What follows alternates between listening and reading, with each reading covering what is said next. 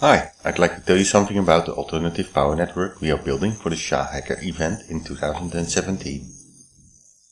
Why are we doing this for a hacker event in the first place?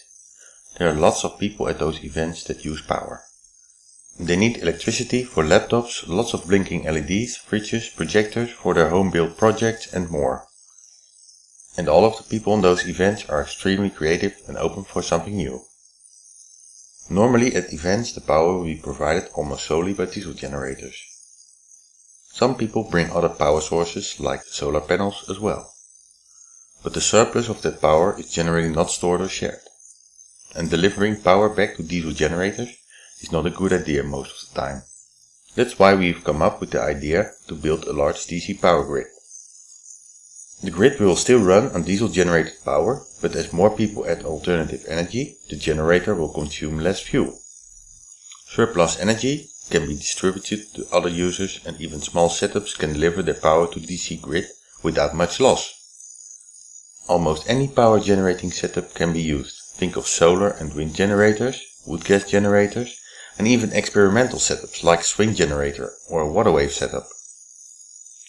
The performance of the grid will be monitored, and users can choose to log their own data and send it to a central data collection point, anonymously or not, that's up to the user. The DC grid is a new playground for many hackers, so it will be tested by the users in various ways during the event.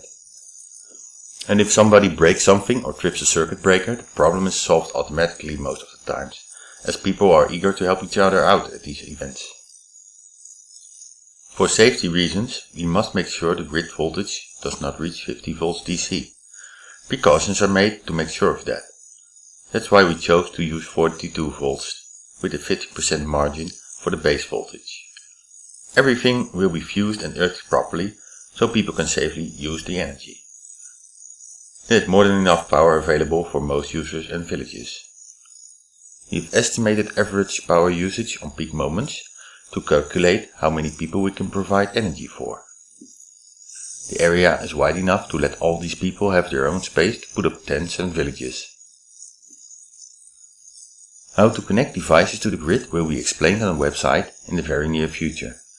We will release plans on how to build your own converters or where to get decent ones for the best price. All data, including hardware plans and software, will be made available. Connecting to the diesel generator is necessary for stability. It also provides power at moments when the clean power production is low. Using batteries for storing power is possible, but we need a lot of them. They are expensive and need a lot of electronics for regulation and protection. Maybe with enough funds and people helping out, this can be realized. To ensure safety, we will try to dissipate excess power when the voltage rises above 48 volts. If the voltage rises to a value of 50 volts, another protection kicks in. A full short at the faulty node will trigger the fuses and shuts it down.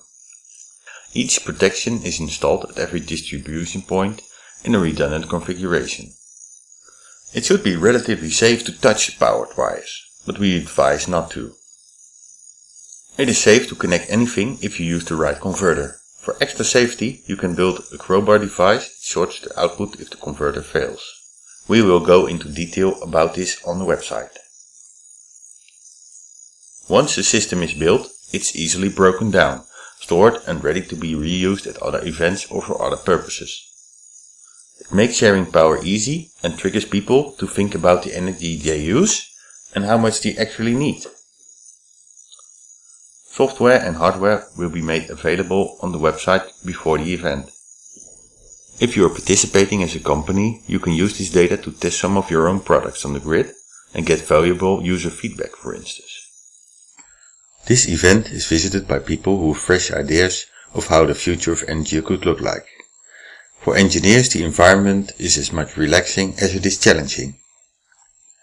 Since normal hackathons don't work that well nowadays, we have reversed the idea and are inviting you to come hack with us. We cannot realize this project without support. Donations of any kind are greatly appreciated.